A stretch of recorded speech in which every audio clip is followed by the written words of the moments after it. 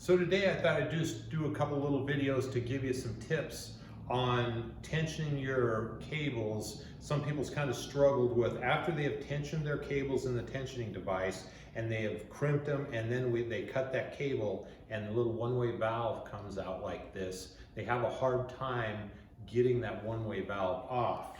So I was going to show you kind of my little trick that I use to get this one-way valve off of this piece of cable, because it can jam on there pretty hard once you've tensioned that pretty tight.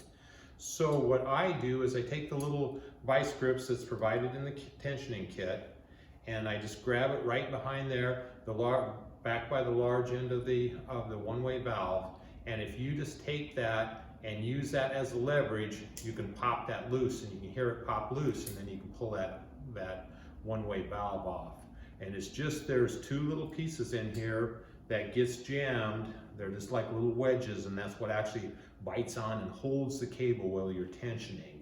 And so that is what jams that on, so you pull it out with your fingers, and you need a little help to do that. So before you start your next run and you're going to put this valve back on another piece of cable, we also send this little punch along in the kit.